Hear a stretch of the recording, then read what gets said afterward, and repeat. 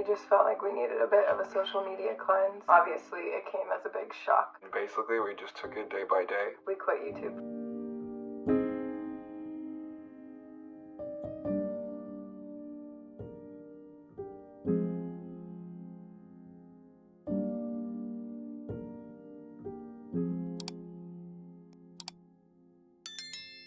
Hello, everyone. Hi.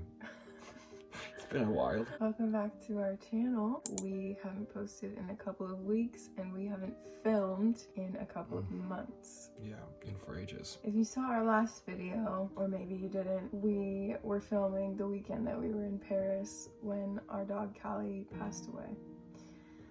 This just so happened that we were like going on a big Euro trip and we were gonna film it all. When it happened, we stopped everything and we quit YouTube. After Callie passed away, we kind of went off grid for I think almost like 3 weeks, where we deleted social media off our phones.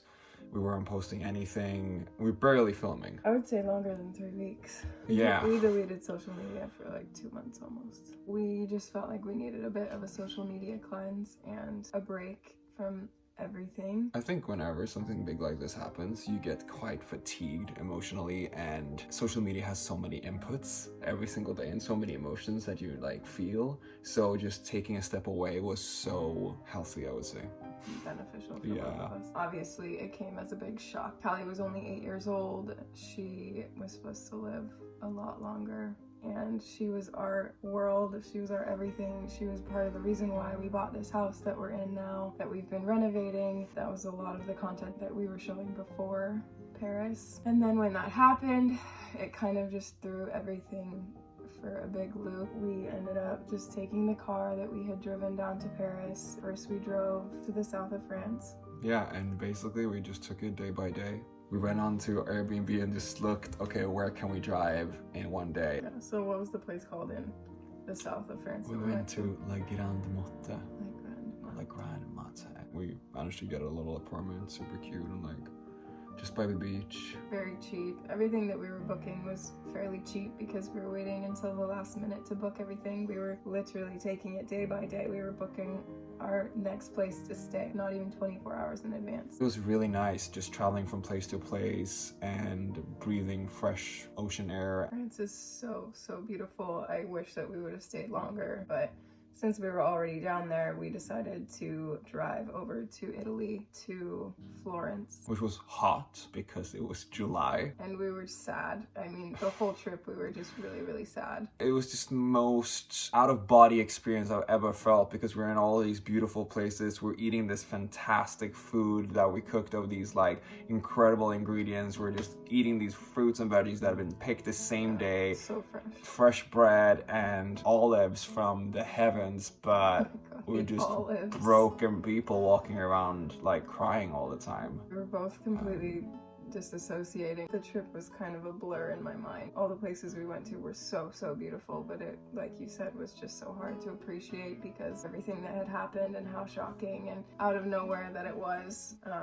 But Florence was lovely. We stayed there for a couple of days. We then headed up to Lake Garda, which is a place where I've been a couple of times with my family camping. It was stunning. Maybe one of the most beautiful places I've ever seen in my life. Between the Italian architecture, the little villages that are alongside the water, and the color of the lake. If you're surrounded by beautiful things and beautiful people and just positive energy, it does have an effect on you. So I think it kind of created a nice buffer zone for us after this tragic incident happened, where like we just got to kind of turn off a little bit and not be in an environment which reminded us of Callie, even though she was constantly on our minds. Not reminded us of Callie, reminded us of the what emptiness had happened the week prior. Whenever we're traveling, she's either with us or she's with my parents. So us being in foreign places without her, in a way it felt like we were just going to come home to her. We were dreading the idea of coming back to our house without Callie here, without hearing her little footsteps on our hardwood, like with seeing her toys and her bowls and her food. After Lake Garda, we headed up through Germany, through the Romantische Straße, which is this beautiful path between villages. We passed through Rothenburg.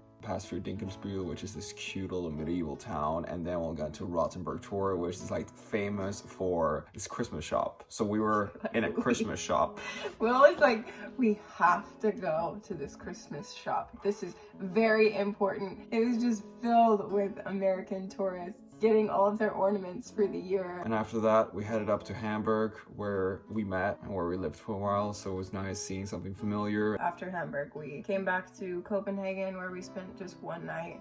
We left that morning and came back to Gothenburg, and then we headed back to our house the next day. And it was just as bad as we thought it would be coming back to our house. There was just a void. The silence. Oh my gosh.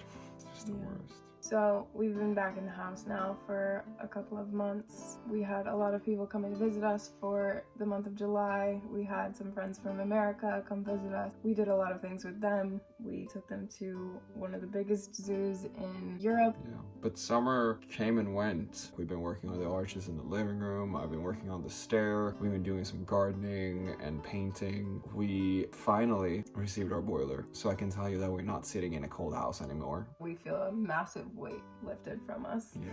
We're just moving forward with renovations. We honestly haven't filmed a lot of it. Maybe we'll do an update on camera soon with where we are and all of that. Yeah, it's been very therapeutic working on the house, but I have been horrifically bad at filming. Also, by some reason, when I did pick up our camera after weeks of not filming, It was broken. it was broken somehow. We need to get a new camera. Other than that, we've been focusing on our health, eating as well as we possibly can, moving our bodies. One day at a time, and it's been far from easy.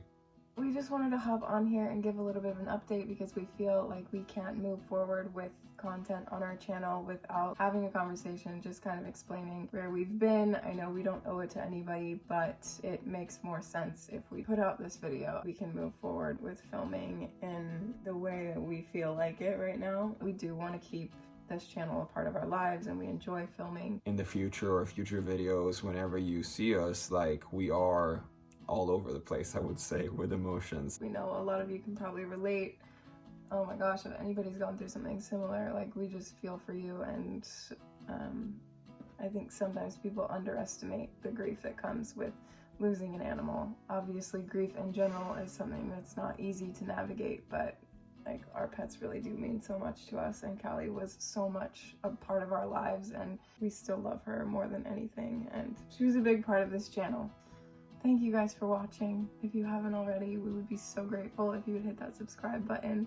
We're almost at 1,000 subscribers. It's been a long journey to get there, but we're so close, and we'll see you soon. Whenever that will be. Hey,